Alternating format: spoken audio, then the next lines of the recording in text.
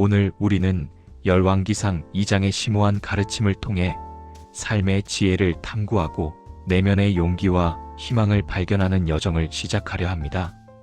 마치 다윗 왕이 그의 아들 솔로몬에게 인생의 마지막 순간에 귀중한 유언을 남겼듯이 우리 각자에게도 삶의 중요한 기로에서 깨달음을 주고 올바른 방향으로 이끌어주는 메시지가 존재합니다.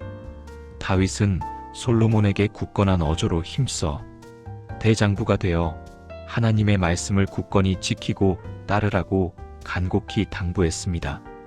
이 말은 단순히 육체적인 용기를 북돋아주는 것을 넘어 정의를 실현하고 자신의 책임을 다하는 진정한 지도자가 되라는 심오한 의미를 내포하고 있습니다.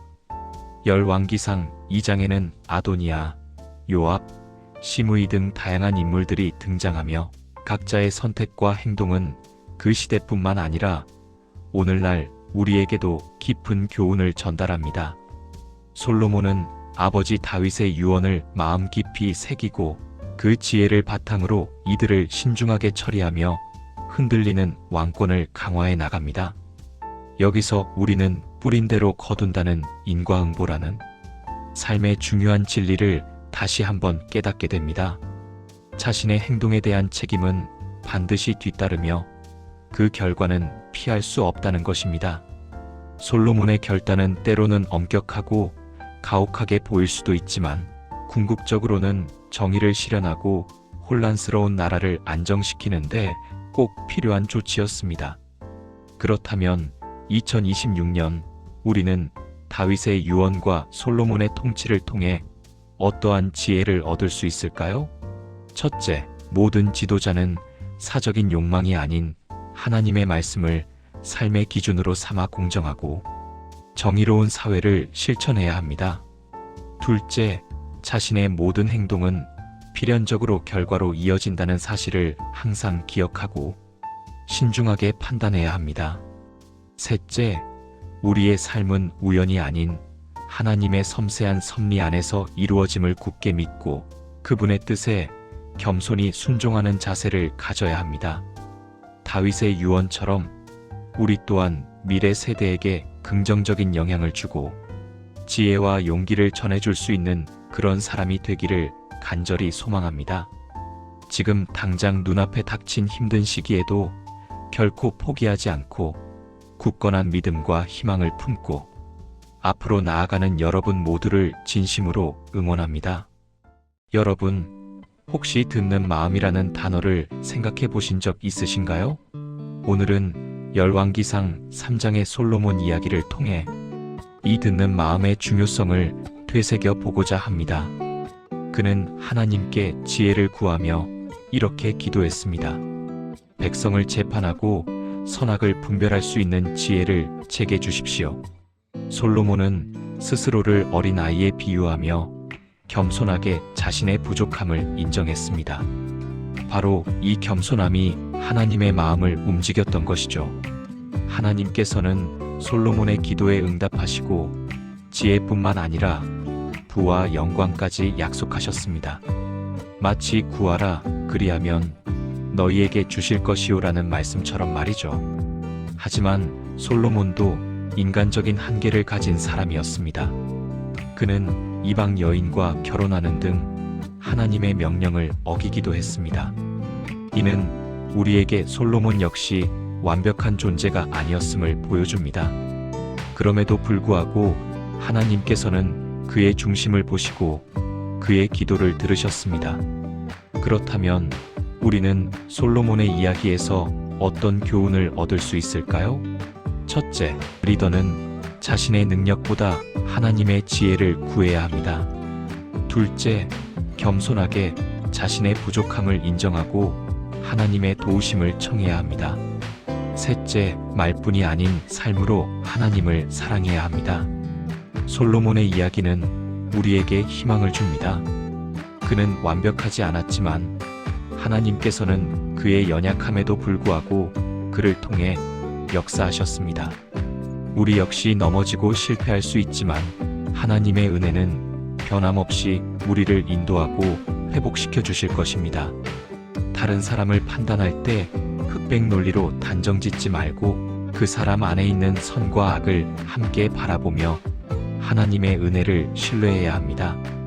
오늘 하루 듣는 마음으로 주변 사람들의 이야기에 귀 기울여 보는 것은 어떨까요? 그리고 우리 자신의 내면의 소리에도 귀 기울여 하나님의 뜻을 분별하는 지혜를 구하는 것은 어떨까요? 솔로몬처럼 말이죠. 감사합니다.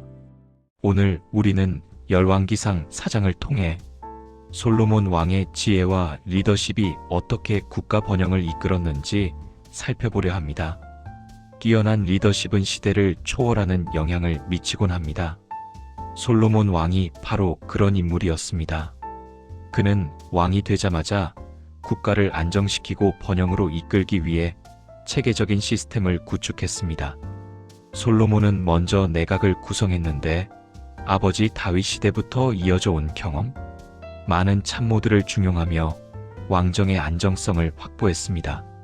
제사장, 서기관, 사관, 군사장관 등 각 분야 전문가들을 등용하여 효율적인 국정 운영을 가능하게 했습니다. 뿐만 아니라 솔로몬은 이스라엘 전역을 12개의 행정구역으로 나누고 각 구역을 책임지는 관장을 임명했습니다. 이들은 매년 왕실에 필요한 물자를 공급하는 역할을 담당했는데 이는 국가 재정을 안정적으로 확보하는 데 크게 기여했습니다. 솔로몬의 통치에는 특별한 배려도 있었음을 알 수 있습니다. 솔로몬의 지혜로운 통치 아래 이스라엘은 전성기를 맞이했습니다. 인구가 증가하고 통치 영역은 유브라데스 강에서 애굽 지경까지 확장되었으며 주변국으로부터 조공을 받는 등 국력이 크게 신장되었습니다. 백성들은 평안한 삶을 누렸고 각 지방 관장들은 세금을 성실히 납부하여 국가 재정에 보탬이 되었습니다. 이는 마치 지혜는 그 얻은 자에게 생명나무가 되나니 지혜를 가진 자는 복되도다라는 잠언의 말씀처럼 솔로몬의 지혜가 국가에 큰 복을 가져다 준 것입니다. 솔로몬의 지혜는 단순한 통치 기술에 그치지 않았습니다. 하나님께서는 그에게 뛰어난 지혜를 주셨고 그는 이를 바탕으로 수많은 잠언과 노래를 지었으며 자연 만물에 대한 해박한 지식을 자랑했습니다. 그의 지혜는 주변 국가에까지 널리 알려져 많은 이들이 그의 지혜를 배우기 위해 찾아왔습니다. 솔로몬의 이야기는 우리에게 리더의 역할이 얼마나 중요한지 보여주는 좋은 예시입니다. 오늘 우리는 솔로몬 왕의 이야기를 통해 리더십의 중요성과 지혜의 가치를 되새겨 보았습니다. 그의 삶은 우리에게 끊임없는 도전과 성장의 동기를 부여합니다. 여러분은 어떤 리더가 되고 싶으신가요?